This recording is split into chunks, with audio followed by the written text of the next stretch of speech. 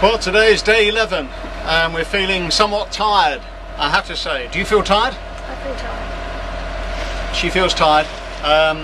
It's been 24 hours of rolling around and making gradual progress against what we now believe to be a back eddy from the Gulf Stream. So a little bit frustrating, but that's ocean sailing. We chose to reach out to our weather forecasting and routing people, some great guys in the States, and I'll give you their contact details later on. They've confirmed that we have weather. There you go. They asked me what the wind strength was, and I said so and so, so and so, and they said yeah, that would be right. And then they asked me what direction does the wind come from, and I said so and so, and he said that's correct. But actually, for all of that, they give very good advice and really quite charming people.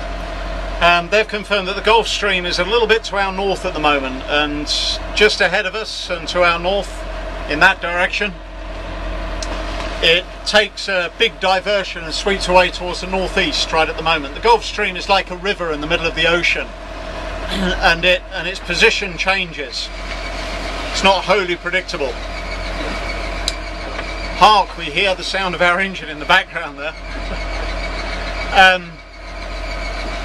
That's either a loose belt squeaking in the background, or it's the something to do with the shaft spinning and making a squealing noise. So the Gulf Stream's up there, and he did confirm that here and there it takes a little diversion. It can come back as a counter current. We certainly have at least a knot of counter current against us at the moment.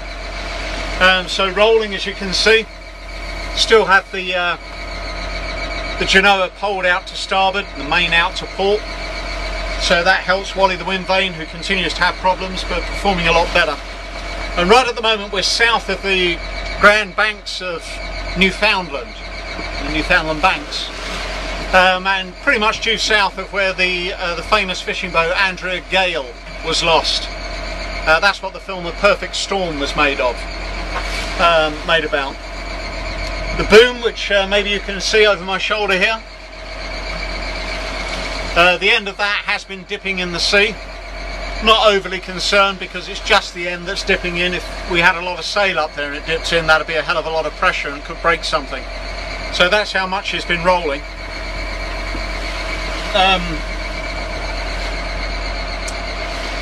One thing that we have realised is that on the boat we've probably got too many heavy things stored high. For instance, on the stern we have the outboard motor, we have some spare jerry cans of drinking water, and just forward of the mast there we have an anchor, we have the dinghy, and all of that collectively weighs 600 or 700 pounds. It's quite a lot of weight to have up high on the boat when you can actually have it down low. So next time we do this, next ocean passage we have, we'll be stowing things a little bit differently, try to keep the weight down on the boat. I feel that it's creating something of an exaggerated tipping moment. We had a few seas shipped in board, nothing too dramatic, but dramatic enough to actually not damage the solar panel, but actually twist the solar panel on the back end there. So I've got to go out in a moment and fix that. Must have taken one over the starboard quarter, which would make sense. The wind's from the southwest and the seas are from the southwest. We're halfway. We are exactly at the halfway on the run line route, on the straight line route in terms of distance between Bermuda and Horta and the Azores. So it's basically about 900 miles done and 900 miles still to go on the run line. However, we've actually travelled about 1150.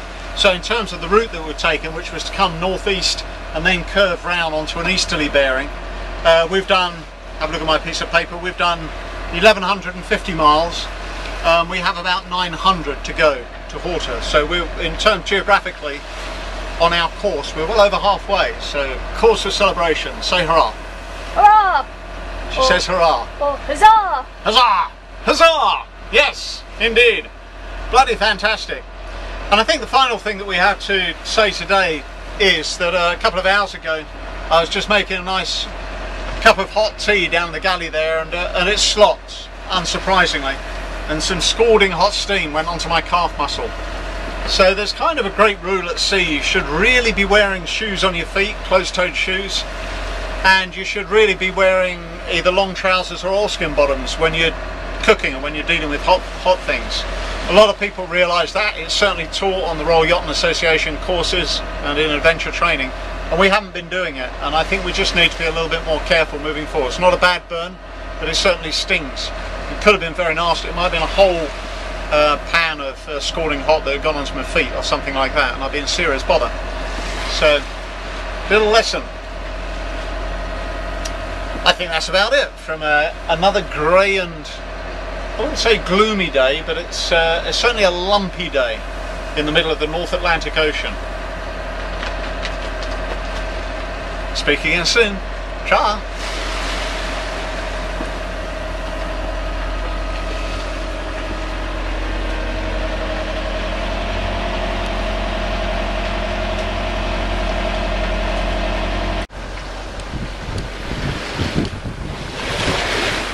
So that's not working.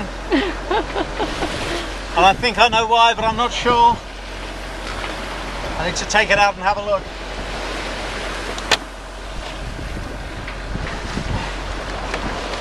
Maybe a blanking cap on the end of this. I'm so scared we're going to lose it over the side.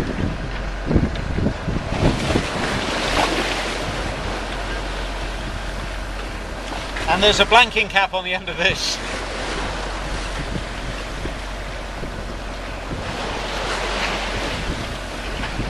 There's the blanking cap.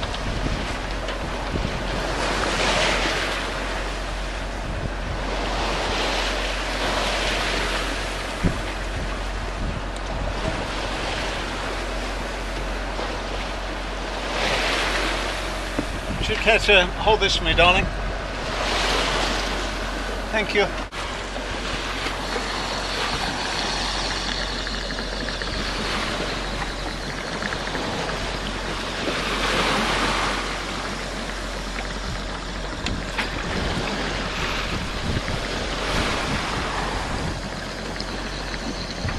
I had a little bit of pipe, would have been able to do that just by gravity.